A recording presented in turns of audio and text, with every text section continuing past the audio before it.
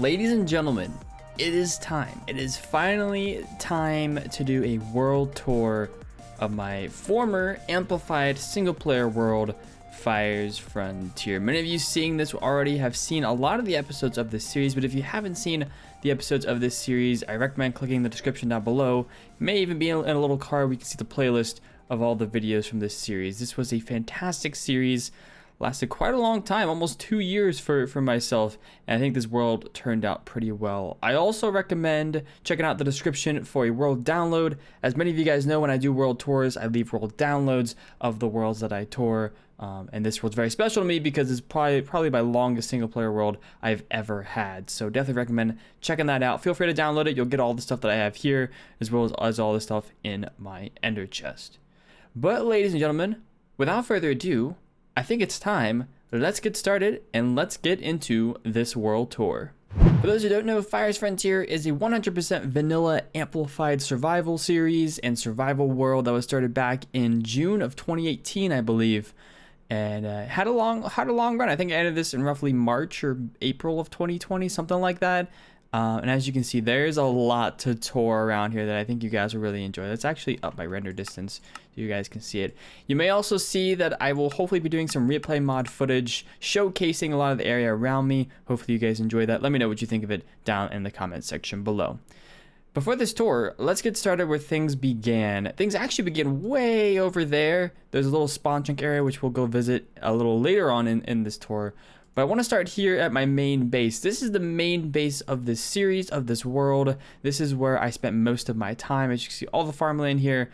But the first thing that I built here was this starter tower right here. Normally I build starter houses or I crawl into caves, but I decided a starter tower would be a little interesting twist on the whole starter house idea. So if we walk in here, you'll see, got my bed, got a few things, the stone cutters. We've got some of these things. I should also mention that this world was started in 1.13.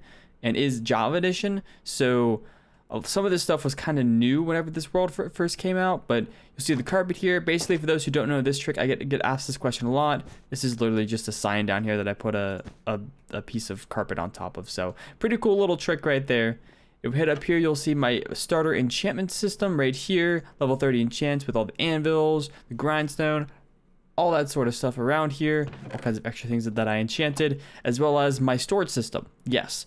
This was my storage system for the incredible amount of time, which I believe was about, oh my goodness, a lot of time was spent in this world. 17.3 days, which is pretty crazy for this to be the only storage system in this world. So I always planned on making a new one, but I never got around to it. So there's that. I guess for now, we'll head on to the area behind me. We'll leave this other area for later. I built this little bridge fairly early on in the series that connects up to this mountain biome over here. This mountain thingy over here. This is an amplified world, as I think I already mentioned, so you'll see a lot of the terrain generation is very different. The vines grew a lot, unfortunately. It's much more vertical, and that's kind of just what amplified does. So if we head over to here, you'll see one of the main attractions that I always like to point out, which is the New Year's resolution boards.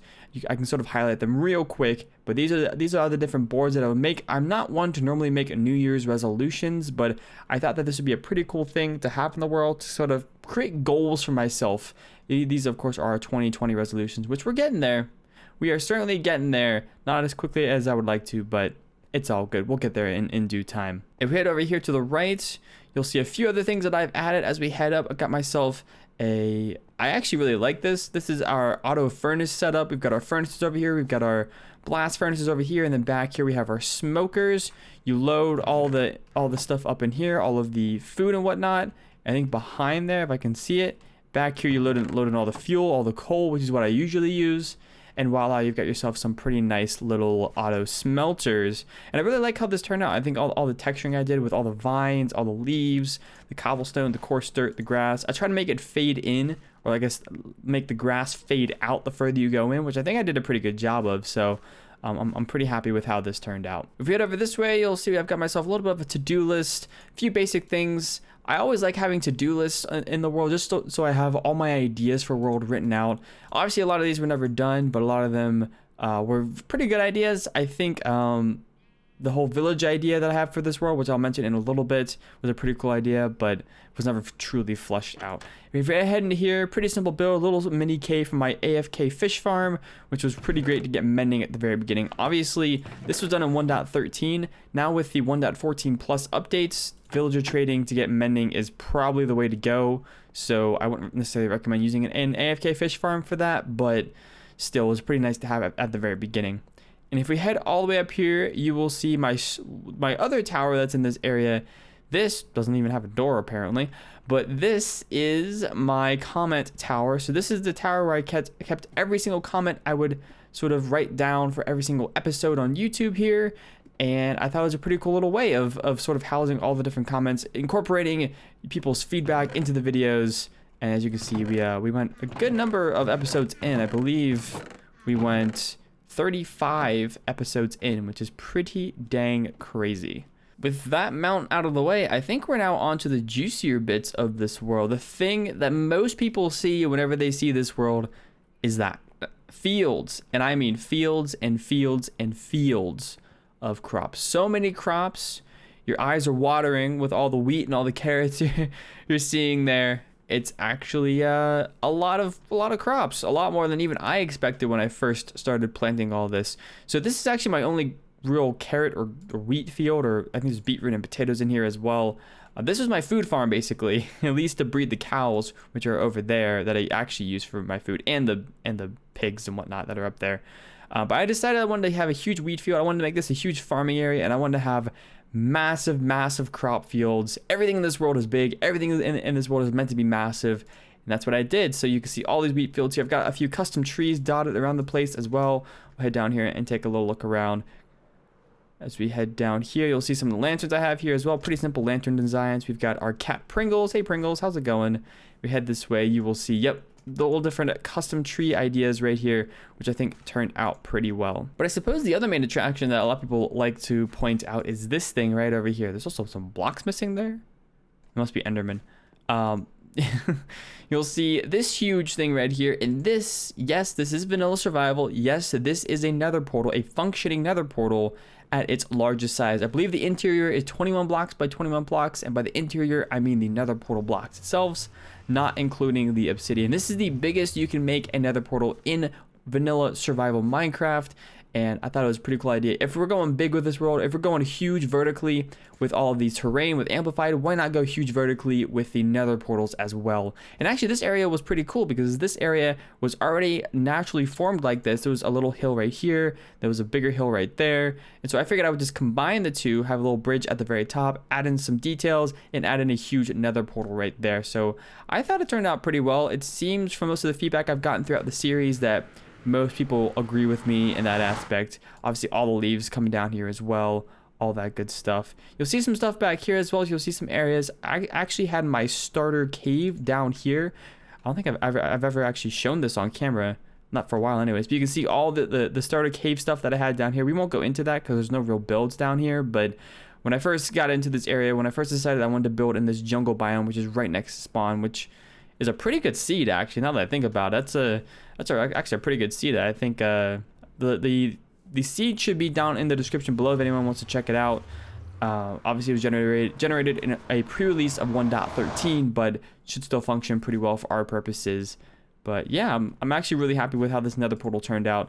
And what you'll end up seeing throughout the rest of this tour as well is that there are multiple other nether portals of that size in this world as well. So I definitely recommend checking the rest of this video out for those sorts of things. Obviously, got ourselves another bridge over here. I like building bridges, so you'll see quite a few bridges throughout this world. They're just like a nice relaxing thing to build. This one's a sort of straight bridge. You'll see some curved bridges, some I don't think I have any diagonal bridges in this world, but I do really love making diagonal bridges. But if we head over to here, this was what was supposed to be my first village project, which never really panned out. You see all the shulker boxes here of all the different items I had that I was storing stuff in because I ran out of area up in my storage room. This is the Aztec inspired, I believe it's Aztec inspired temple that I was building that was meant to hold my auto storage system, which once again, I never got to. But if you head down into the scaffolding, you will see Aha, all this space down here, which was cleared out. Well, it wasn't really cleared out. There's already jungle stuff here. I just kind of had to terraform it a little bit and then add this huge temple around it. So I think this turned out pretty well. I think that the temple itself on the outside looks really good. I do wish I'd gotten to the interior, but you know, if you guys download the world and you want to build something in this interior, send me a screenshot over Twitter, Discord, YouTube, wherever you can send me a screenshot. Feel free to. If you step back, yeah, this is the sort of temple design I went with. Basically, for the inspiration for this, I looked up some different real-life temples that were like this and Minecraft-built temples and sort of based my design off of those because I never built one of these before, so I figured I would try it out. If we head over to here, you'll see the first attempt I made at a village house that never really panned out. I never really liked it, but this is the idea, make it very stone, a lot of stone houses around here, these sort of jungle wood floors. Once again, not the happiest with this. I think it turned out okay, but I almost wish I had done a lot more for this village and started just building a lot more, because I feel like if I had built a lot more, you know, I would have had a much better time getting a village built for this area. Alright, well that's really it for this area. You've got a little bit of a tunnel going through there, but nothing ever materialized there. I just kind of used that to clear things out, and I was going to put something there, but never really got around to deciding at least what I wanted to do, so never really did that. But if we head this way, the next thing I want to show you guys, we're not going to go over there quite yet. There's another village over there. We've got our farming area, our barn, and our animal pens and all that up there. But one of the bigger things I built earlier on, because I needed it a lot, was this pathway up to here. A nice little curved bridge right here, as you can see, which I think turned out pretty dang well. And if we head over this way, you'll see jutting out of the side here. When I first came into this jungle, I noticed this little overhang here, and I said, you know what? This would be perfect for a mine shaft entrance. So I built into the side here. You see all the string here, keeping the vines back. But you'll see here I built a little bit of a water drop, one of these water elevators, and we've got ourselves our mine shaft. So if we drop down into here, we head through here, you'll see it's not completely done. This mine shaft was meant to be ever expanding, so it honestly would never really ever be done. But you'll see all these strip mines that I have in here. This place was meant to be overgrown. I'm not the happiest with the ceiling. I think that it could use a little more overgrownness to it. But this helped a lot, especially early on in the game when I was mining for diamonds and I needed a lot more resources.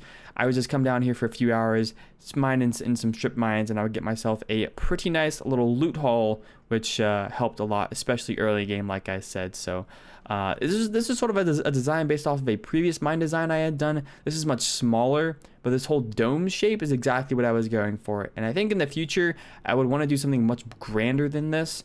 I mean, it's a cool build, but to me, it's a little small for an amplified world, so I would definitely want to go a lot bigger in the future. And you'll see up there, you'll see that pickaxe, probably see it. That is my first pickaxe ever in this world. I decided to put it here in the mine shaft because it made a lot of sense, you know, pickaxe, mining, put it in a mine shaft. That makes a lot of sense to me, so I thought that was a pretty cool idea. And with the mine shaft done, we'll go ahead and travel over. I won't use my elytras. You guys can kind of get a feel of what this area is like, but we're gonna head on over to the second half of the base area here. You'll see as we come through here, you'll see a few custom trees, some vines hanging in some places. If we head over this way, you'll see the walls that are separating all of these farm areas, which I thought was a pretty cool idea. I never done walls separating huge fields of crops, so I figured I would give it a shot, and I think it turned out pretty well. Got ourselves some rose bushes around here, different flowers and whatnot that I still kept around here. But if we head up to here, you'll see a chicken cooker. Aha, that doesn't even work anymore. I don't know how I broke it. I broke it somehow, but yeah, it doesn't work anymore. But we're actually gonna have to use our elytra now. If we head up to here, you'll see this was a little bit of a barn. What was supposed to be a barn design, it turned out to be more like a horse stable.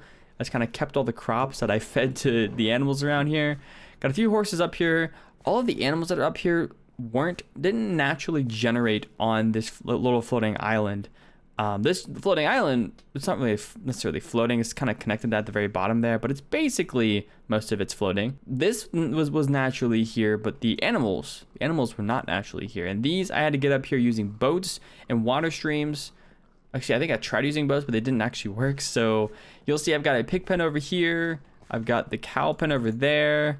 And on the other side over here, you'll see I have the sheep pen all the way up there. These guys took quite a long time to bring up here, and well, I don't know, was it really worth it? I think so. I think that this was a really cool idea. I had the idea of just making sure all of the farm animals were floating in the sky, or pretty much floating in the sky, and I think I achieved that pretty well with this whole farming idea. For some reason, I'm really good at making farms. I feel like, I don't know why, I'm just pretty good at it. I guess because I spend a lot of my time making farms. So, and now we're on to the main village I made in this world. So the idea coming into this world is I wanted to make some villages, but I wasn't entirely sure what. So over there was supposed to be the jungle village we mentioned a little bit earlier, but over here I decided to make a farming village over here in this forest biome. And our kind of our test house is right here. The theme for this village, or at least the block palette, was pretty simple: spruce, oak wood, and then the two main signifying blocks, hay bales and bricks. I like to use a lot of bricks in builds. I don't know why. I just think that they're a pretty cool base, and they make things feel a lot warmer to me than something like stone brick. But this was our sort of our test storage house, if you will. I sort of a whole bunch of like extra things in here, dirt and stone and grass and things like that I never really used all that, but I at least wanted to store it in here for our little test house. And I think that this house design isn't the best, but I think it turned out pretty well for our purposes. So if you head up here, you'll see this pretty small staircase right here. If we lead across this way, you'll see, yes, I did have a diagonal bridge. I forgot about this. So this was my first sort of test of a diagonal bridge. The granite and brick don't realistically make sense, but I thought it was a really cool aesthetic, so I wanted to try it out for a bridge, and I think it actually turned out pretty dang well. It's a floating bridge, basically. It's connected up to here, and then onto that side. And it, you know, realistically, this bridge would probably cave in the middle, but I thought it was a really cool aesthetic, so I decided to do that. Because, you know, this is Minecraft, and do things really have to be realistic? Not really, not really. And if we head up this staircase here, head up over here, which the staircase was never finished, you'll see the main attraction here. The first thing you see is the huge windmill up there. Oh my goodness, that thing was a lot of fun to build. I haven't built many windmills, but that one was quite a lot of fun to build. You head over to here. This is where the main village, the main farming village area is. We head over this way, you'll see some of the variations I made to the original house design. This one has a little side entrance area, or the side area. This one has a farm attached to it. This one is a beekeeper's hut. Basically, I stored all of the bees in the 1.15 update. I sort of had them in here. So I don't know where the bees are at right now, but you'll see a bunch of the honeycombs I've gotten, and yeah, all kinds of fun stuff in here. I thought having a tree here would be a pretty cool idea, obviously, because these bee nests grow on trees, so it would make a lot of sense to have a tree right next to it. And there's a little bee. Hi bee, how you doing? If we head on over this way, you'll see another house design I made, but the key about this one is this has a nice little pond on the back side here, which I thought was a pretty cool idea. There was a natural waterfall over there, and I sort of just extended it into this pond area right here. It's got a nice little dock here. This would be like a fisherman's hut probably for the village. Someone will come out back here, do a little bit of fishing, and just hang out. I think there are some fish. Did I name these guys? Yep. I named some fish and put them in here as well. Sally, Betty, and Carl. Generic names, but I thought that it would make a pretty cool idea to have some fish over here. And then over here we have a few more variations of some houses. This one has a farm design attached to it, and it's a little bit of a longer house. This one was a house that was supposed to be built that never got built, and this was a gargantuan house, if you will.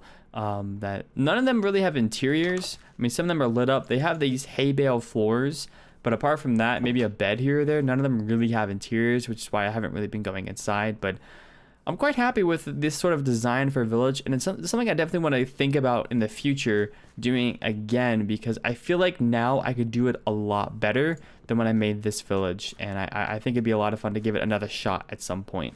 But that's really it for this main base area. This is all I really did over here. There's a few other things outside of this that I want to go to next, but let me know what you think of this main base area, ladies and gentlemen, down in the comment section below. If you would like a shaders tour or a shaders showcase of this world, feel free to also let me know that down in the comment section below. Something I've thought about before, but I don't know if people would actually want that. I know world tours aren't the most popular to begin with, but I think people might actually enjoy that. So we'll see. Let me know down in the comment section below. But if we head over to here, what's right next to this area? Oh my goodness, it's about to be nighttime. right next to this jungle is a swamp biome, and actually where we spawned into this area is over that way. So I came down this way at first when I first spawned into the world, but I noticed that right here, and you'll see that it's been kind of converted now, right here was actually a witch hut right next to the jungle, which I thought was a really, really good thing to have. A witch hut and a jungle right next to spawn, like that seemed like a pretty good deal to me. So you'll see here, I decided to make myself a little bit of a witch farm. This was Cortezarino's very simple design to get some witches, to get them to die, to get some gunpowder and all kinds of stuff from that. So if we head down to here, you'll see a ladder right here. If we head into here, a little bit of trapdoor to the storage unit for this witch farm, all kinds of stuff here. This is what I mainly use for my gunpowder farm as well, to fuel all of my rockets. I don't have any sort of creeper farm or a mob farm because I never really made one. I never really thought I needed one, so I made this witch farm instead, and I thought it was a pretty nice little build and a pretty nice little idea to have a witch farm supply all of that instead of anything else. But next, since we're over here in the swamp biome, I want to show you the second large nether portal that I made, and that is over here. I originally had some cows over here. This is my cow farm originally until I moved them over to the farm area over there.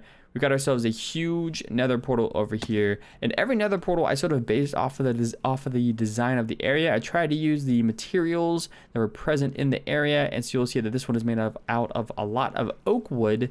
Now it's pretty hard to get up to this one and actually use it. It looks cool, but you can't really get up to it. I never really made a good staircase for this, which I think nowadays I would do a much better job of. But yeah, pretty cool idea. Added some texturing around here. And of course, this is the second of the 4 big nether portals I made in this world. So get prepared. There's lots more to come. But if we fly north and east of spawn, you'll see, aha, up here. You see this plateau that's all dug out? Not really dug out, but there's some saplings and some trees are gone. This is the plateau that I originally spawned on. Yes, I spawned in the air.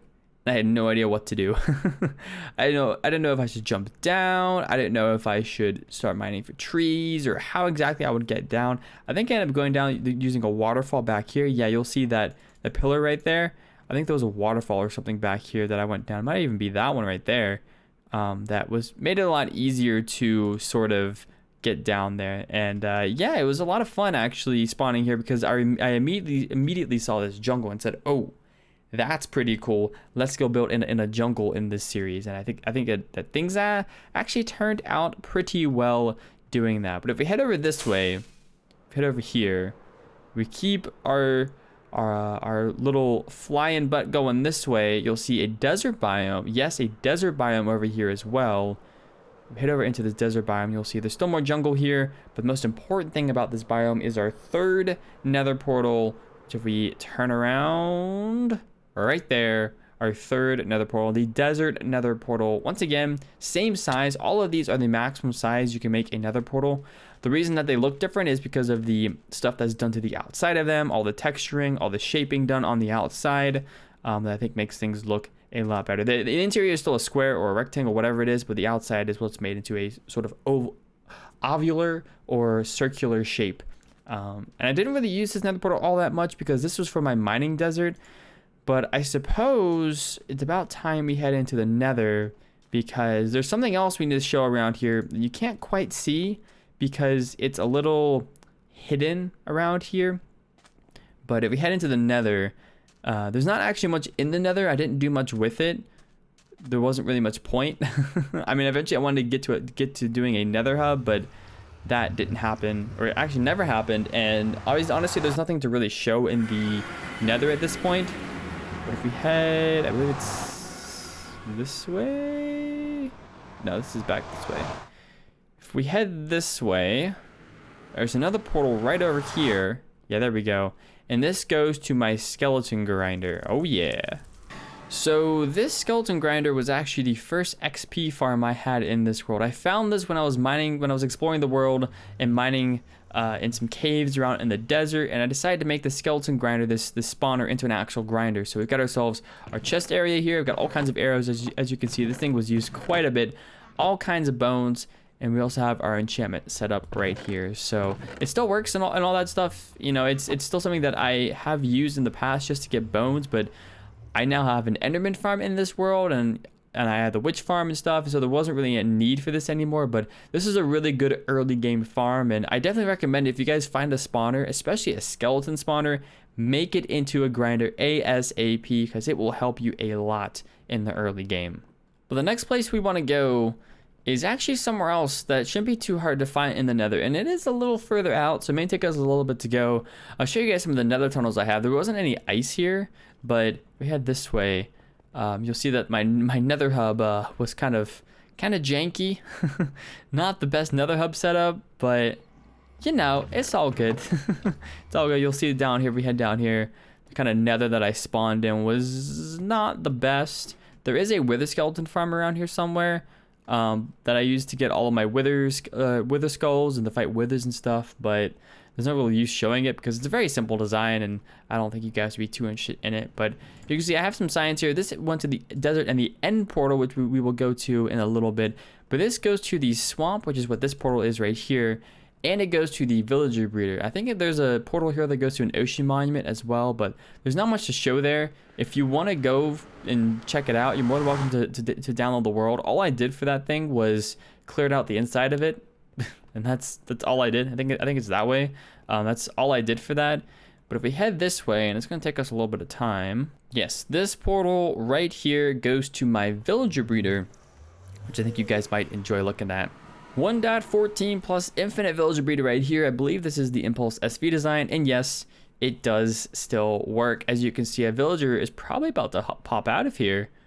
Wait a second, I haven't been here in a little bit. Is there actually going to be a villager coming out of this? Maybe? Perhaps? Woo! You can see that this also doubles as a carrot farm as well. So I got a lot of carrots coming out of there. But if we head up this way, there was actually, the reason I came over here is because originally when I made this world back in 1.13, villager breeding was very different then. At least it feels like. Obviously it was based off of doors and not beds and all kinds of stuff. And what I thought would be the easiest was to find a naturally spawned NPC village to get some villagers from. That would hopefully make things a lot easier to start off things, at least for villager breeding. As you can see the pathways of the villages right there. You can see a villager still hanging out here. Hey dude, how's it going? I used to store all the villagers back there as well. You can see probably a few, maybe. There's one right here. I don't know. They're all gone. Looks like I must have moved all of them. But yeah, if we head over this way, you'll see I bred up a bunch of villagers, got a whole bunch of trades going, and made this little thing. So I decided to make this into like a little villager trading hall area. Don't know if it was the best idea, just because, you know, villagers can easily get killed by zombies and stuff, but got ourselves some pretty cool trades right here. Got ourselves some sharpness 5, aqua fitting on breaking 3. You are a journeyman. Yes, thank you. You are a librarian. I have a mending villager somewhere. Oh, there we go. Mending for 20 emeralds. Obviously, you can get a lot cheaper trades now, but that's a sharpness 5 guy. Depth strider 3 on breaking 3. So they're not terrible trades, but they're not the best trades in the world either. Depth strider 3 and whatnot. Looting 3, which is pretty cool to get. I've got some more mending around here somewhere. Silk touch flame. Actually, that one guy may have been my only mending, actually. I don't know. But the whole idea behind this was to have a whole bunch of different villagers scattered around, have different levels of them sticking out from the mountainsides here. And but while we never got to the multiple levels, really, apart from down here, I think that this is still a pretty cool idea that I definitely want to try again in the future. Definitely want to try again. The whole idea was to terraform these cliffs, make them look fancy, maybe add a little bit of a villager head right there to signify, hey, that this was a villager breeder, and kind of go on from there. So pretty happy with how this turned out, though. At least all the trades and stuff, because it made my life, at least for mending, a lot easier after I had completed it. And there's actually another NPC village over there as well. As you can see, before the whole villager update of 1.14, that's what the villages looked like, and that village is still intact that way. Anyways, back here in the Nether, it's about time we find ourselves over to the end dimension, the third dimension here, obviously, in Minecraft worlds. And we didn't spend a whole bunch of time here, but this was a pretty fun dimension because obviously we needed an Enderman Farm. So I built an Enderman Farm, and I killed a dragon quite a few times, I believe. Have I? I think I have the advancement. We can see all the advancements I have right here as well. Where is the end? Yes, I have respawned the dragon. So I've respawned the dragon at least once. So we got a few of those end portals around the end island, but this is the portal room for here is actually not the best portal room, but I quite like the idea, the concept behind it. As we head into the end here, you will see it in just a minute. There we go. So I decided to make another big portal, my least favorite of the 4 big portals, but still pretty dang big portal. And I've got myself this sort of end stone with black concrete theme going on here. We've got this glass right here, which is meant to sort of signify, hey, this is sort of a void area, if you will. Got the end portal in the middle right there. And up here we have ourselves the dragon egg. You can sort of see it up there. We defeated the dragon on October 20th, actually, 2018. Got a nice little dragon head with the dragon head turned on up there. But yeah, it's been quite a long time since I first defeated the dragon in this world, and it was a ton of fun actually to finally defeat the dragon, because dragon fights are actually kind of fun at times. As you can see, the end island is right here, and over here we have ourselves the Enderman Farm for this world. Now, I actually quite like this. I went with sort of a purple and gray theme, which I thought fit the Ender Dragon pretty well. And if we fly on through here, all of this is leaves. Leaves are non-spawnable blocks, so no Enderman can spawn all the way through here, which is why I felt pretty comfortable about having this so high up. Only issue I have is that Enderman can sometimes teleport over to here, which is why further up here, actually, I don't even know if you can see it, but there's string underneath of some of these carpets up here to try to prevent Enderman from, oh, that's loud. Oh, hey, Enderman. To try to prevent Enderman from teleporting and spawning over here. Got ourselves an enchantment setup right here. Ender Pearl storage right here, pretty manual. So I got some more Ender Pearl storage over there as well. But this is the Nembon design, as you can see, for an Enderman farm. And it does the trick. It really does the trick. I think in the future I want to try some more drop farms because it makes things a lot easier to kill. But still, this is a pretty nice, very, very simple Enderman farm that is great for starters, at least in a world. And obviously this is powered by an Endermite, which is up there somewhere, which I've kept pretty safe for a long time. So yeah, it's that farm is the main XP farm in this world, and has done me wonders throughout the years. And yes, I am one of those people who likes to organize his torches. I didn't necessarily mean to do this, though. I kind of just got bored one day, and you know, as bored people do, you start finding things to do. So I kind of just sat down for a few hours and organized the torches here because I thought it made things look better. I don't know. I thought it's cool. If you head up here, you'll be able to see just how much has been lit up.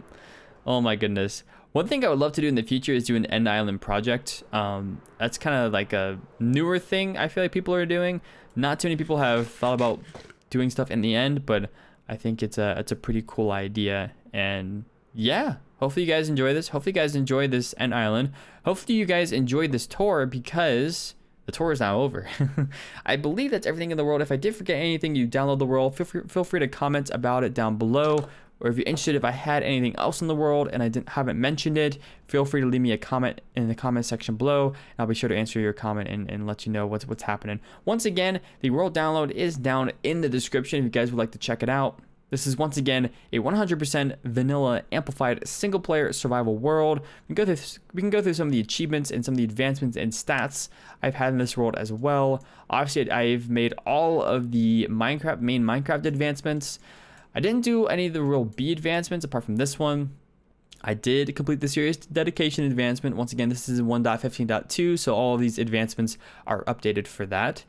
But as you can see, I haven't completed some of those. The nether ones, I did get around to making some beacons. I never got the Furious Cocktail, or bringing a gas to the overworld, or traveling 7 kilometers in the nether, or I guess 7 kilometers in the overworld through the nether.